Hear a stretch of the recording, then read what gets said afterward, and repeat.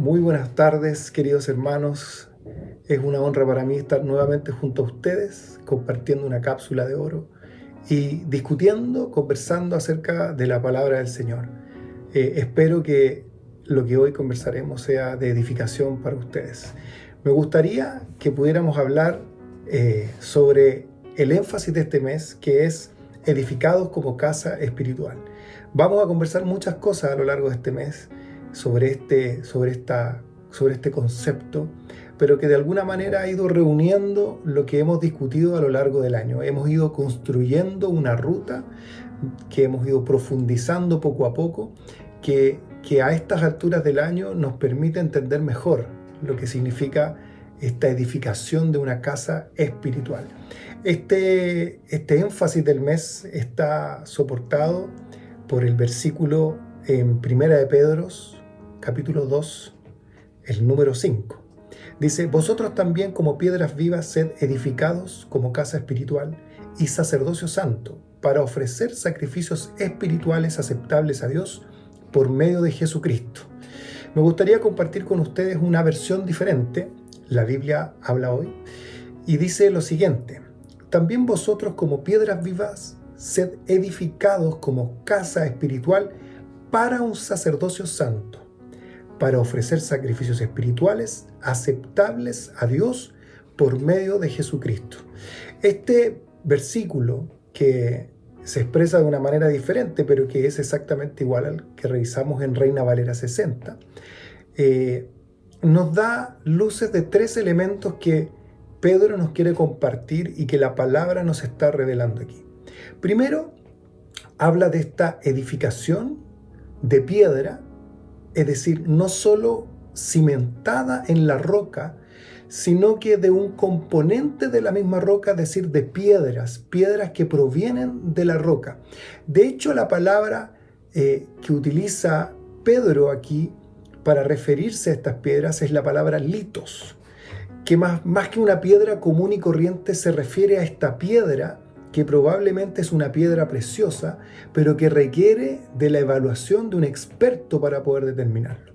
Entonces, el primer elemento que nos está presentando Pedro aquí es sobre esta edificación, que está hecha de piedra, ya no solo cimentada sobre la roca, sino que hecha de piedra.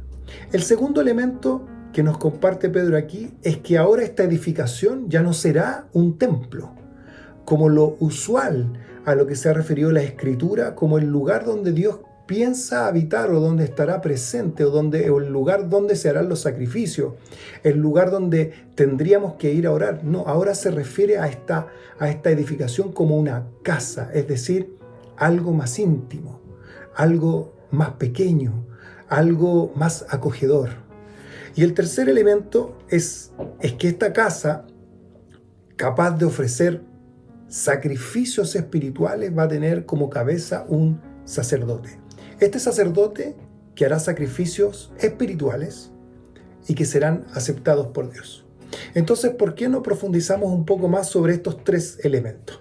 Entonces, decíamos que esta edificación hecha de piedra, ¿no es cierto?, tiene esta cualidad de que va a ser formada por un conjunto de piedras que somos todos nosotros, usted, yo, su esposo, sus hijos, todos nosotros somos estas piedras que vamos a ir construyendo esta edificación, pero no cualquier piedra, como lo dije antes, sino que una piedra especial, una piedra preciosa, una piedra que fue escogida para esta edificación, una piedra que edificará una construcción diferente, una construcción majestuosa, una construcción como una obra de arte.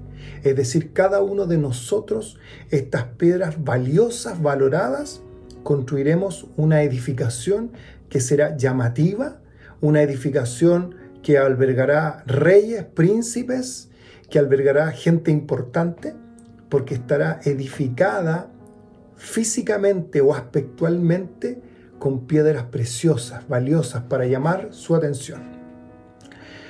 También hablábamos de que ahora ya no sería un templo, no sería cualquier edificación, sino que una casa. Una casa Fíjense que lo interesante de los templos es que a lo largo de la historia era el lugar donde la gente buscaba protección, albergue. El templo era el lugar donde huían las personas en las guerras, se escondían en los templos. Los templos en muchos lugares del mundo y a lo largo de la historia eran lugares santos, donde ni siquiera los conquistadores a veces ingresaban, sino que se protegía, se cuidaba a las personas que estaban ahí. Era como un territorio en el cual todos querían respetar, un territorio protegido. Entonces, cuando la palabra nos dice o nos habla de este lugar, refiriéndose como conceptualmente a un templo, pero está hablando de casas ahora, casas, lo que trata de decirnos es que es una casa porque es más íntima, más acogedora, pero que tiene la misma cualidad de un templo, es decir, capaz de albergar, de recibir a muchas personas. Una casa amplia, muy espaciosa en su interior, pero que no pierda la facultad de la intimidad que le permitirá acercarse al corazón de las personas. Y el tercer elemento, hablábamos de este sacerdote. Los sacerdotes en general, entre sus funciones, no estaba solamente la de ser el interlocutor entre Dios y la humanidad, o entre Dios y el pueblo, sino que dentro de los elementos más importantes, o las responsabilidades o roles más importantes que tenía el sacerdote, era la de propiciar o ejecutar sacrificios. Los sacrificios, como todos nosotros sabemos, con el propósito de recuperar la santidad. Es decir, el pueblo pecaba o una persona pecaba, y para recuperar la santidad, entonces se hacía el sacrificio de un animal, pero ese sacrificio solo podía ser ejercido, ejecutado por un sacerdote. Es decir, esta casa de la que está hablando ahora Pedro, esta casa espiritual, esta casa edificada con piedras preciosas, tendrá a su cabeza un sacerdote tal cual un templo.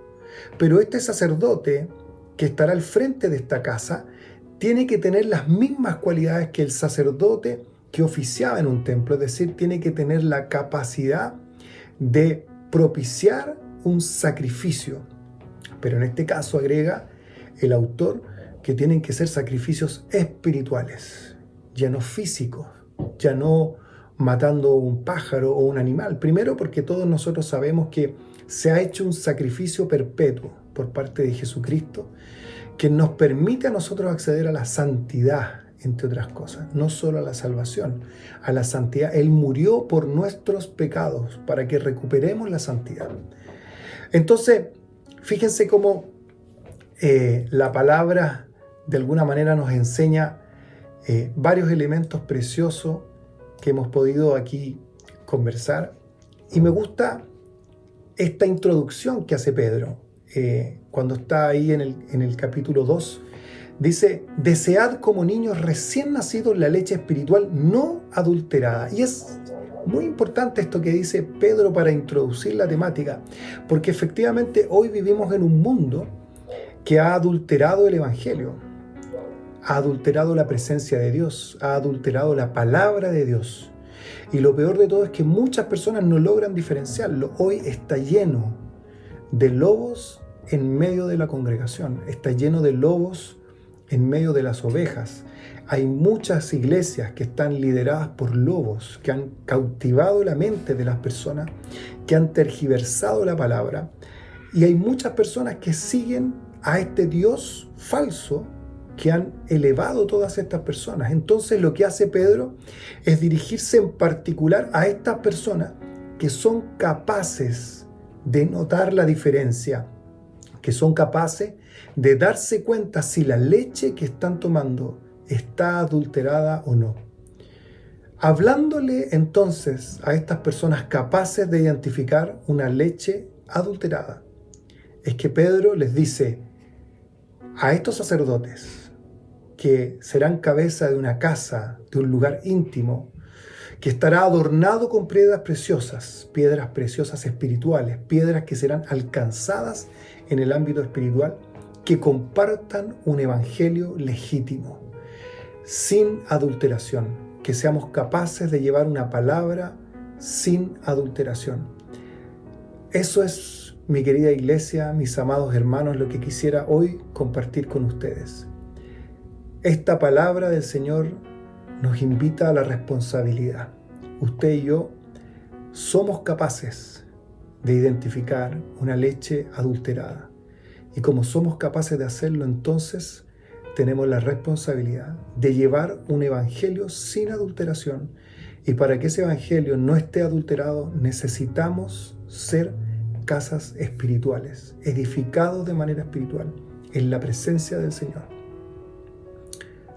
Te invito a que oremos juntos un momento. Padre amado, primero gracias por tu palabra, Señor. Gracias, Padre, por esta palabra que nos edifica, que nos exhorta, nos invita a transformarnos en casas espirituales para recibir, para albergar, para proteger a muchas personas. Pero también nos invita a ser capaces de identificar una palabra adulterada. Nos invita a mirarnos a nosotros mismos si es que estamos adulterando la palabra, si es que estamos transmitiendo una palabra adulterada, si estamos transmitiendo un evangelio incorrecto.